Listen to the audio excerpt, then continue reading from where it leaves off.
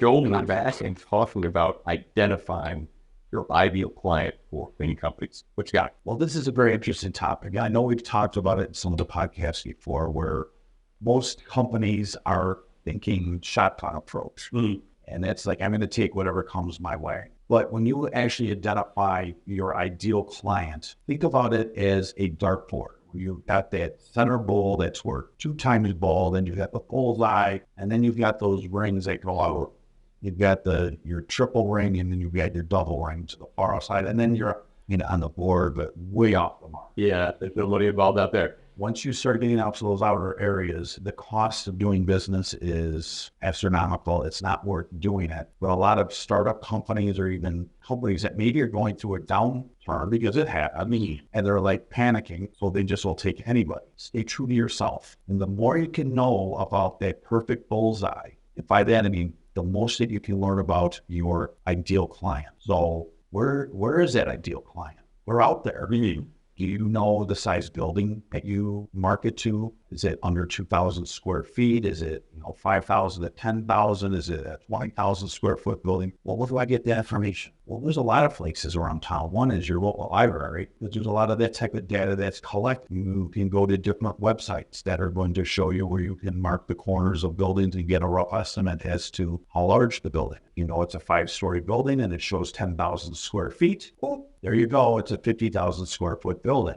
What associations do they belong to? If they're in the cleaning type industry and you're dealing with a larger type of client that you may be looking for, are they involved in the Building Service Contractors Association International? Are they involved in the International Sanitary Supply Association, ISSA, the Facilities Management Group, FMG, the International Facility Management Association, IFMA, the Building Owners Managers Association International, ROMA, the IICRC, the Institute of Inspection, Cleaning, and Restoration Certification, or GBAC, the Global Biorisk Advisory Council? Do they belong to a country club? Are they a sports fan? If so, what sport? What team? Who's your favorite player? Okay, but you're asking our business owner, you're doing a lot of research. How difficult is it really? It's not difficult. If you belong to groups, you can start asking questions, because when you know what your ideal client is, you know who to talk to.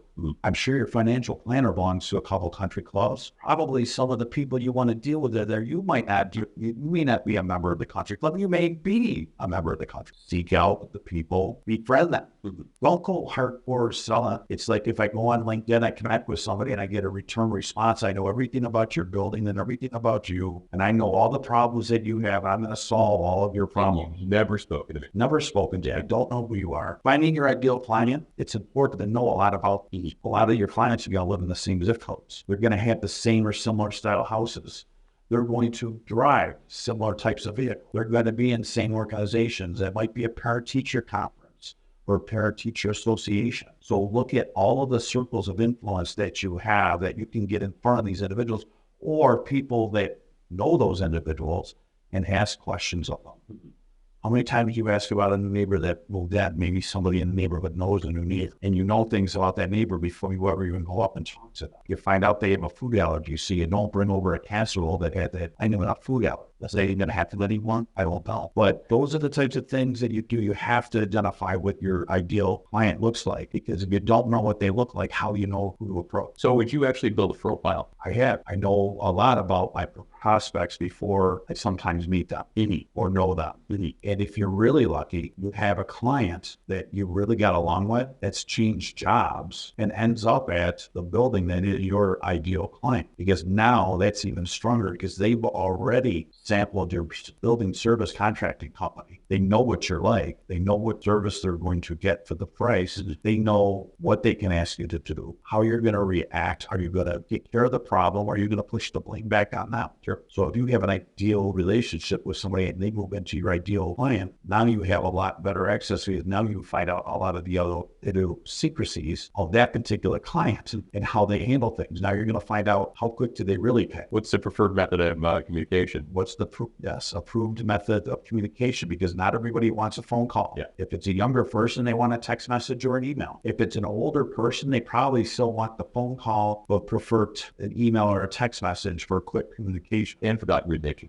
rather than the phone call. But you have to start looking at different modes with every person that you have, because just because it's the ideal customer doesn't mean that the ideal person is even in the correct role. All right, Bill, that's great advice. I expect us to return to this topic. There's a lot more here. So this is the mother lode. This is the gold mine. Great advice. Thank you. You're welcome.